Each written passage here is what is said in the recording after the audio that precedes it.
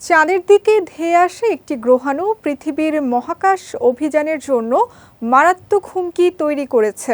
সেই হুমকি ঠেকাতে প্রথমবারের মতো পারমাণবিক অস্ত্র ব্যবহারের চিন্তা করছে নাসা। পৃথিবীর বাইরে এটি হতে পারে ইতিহাসের প্রথম পারমাণবিক হামলা, যার লক্ষ্য চাঁদ নয়, চাঁদমুখী এক গ্রহাণু। বিস্তারিত ডেস্ক রিপোর্টে। যুক্তরাষ্ট্রের মহাকাশ গবেষণা সংস্থা নাসা চাঁদকে একটি সম্ভাব্য ভয়াবহ সংঘর্ষ থেকে রক্ষায় নজিরবিহীন এক পদক্ষেপের কথা ভাবছে। সম্প্রতি আবিষ্কৃত 2024 YR4 নামের একটি গ্রহাণু চাঁদের দিকে ধেয়ে আসছে। এর ব্যাস প্রায় 53 থেকে 67 মিটার। বিজ্ঞানীরা আশঙ্কা করছেন এই গ্রহাণুটি চাঁদের পৃষ্ঠে আছড়ে পড়লে লুনার ইজেক্টা নামক একটি বিপজ্জনক ঘটনা ঘটতে পারে। এতে চাঁদের মাটি থেকে বিপুল পরিমাণ ধুলা ও পাথরের কণা উৎক্ষিপ্ত হয়ে পৃথিবীর নিম্ন কক্ষপথে ছড়িয়ে পড়বে। এই ভাসমান কণাগুলো উচ্চ গতিতে মহাকাশযান, স্যাটেলাইট এবং আন্তর্জাতিক মহাকাশ স্টেশনের জন্য ভয়াবহ হুমকি তৈরি করতে পারে।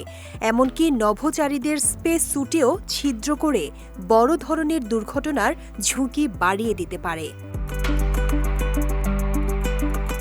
এই পরিস্থিতিতে নাসা দুটি সম্ভাব্য সমাধান বিবেচনা করছে: গ্রহাণুটির কক্ষপথ পরিবর্তন করা অথবা সেটিকে ধ্বংস করে দেয়া।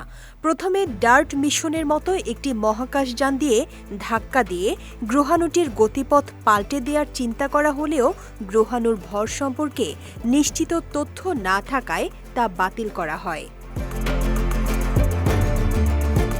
ফলে এখন পারমাণবিক হামলার চিন্তা সামনে এসেছে। নাসা পরিকল্পনা করছে দুটি 100 কিলোটন শক্তির পারমাণবিক বোমা পাঠানোর, যাতে একটি ব্যর্থ হলেও দ্বিতীয়টি ব্যবহার করা যায়। গবেষণায় বলা হয়েছে একটি 1 মেগাটন শক্তির বোমা এই গ্রহাণুকে ধ্বংস করতে যথেষ্ট হবে, যা বর্তমানে যুক্তরাষ্ট্রের অস্ত্রাগারে রয়েছে।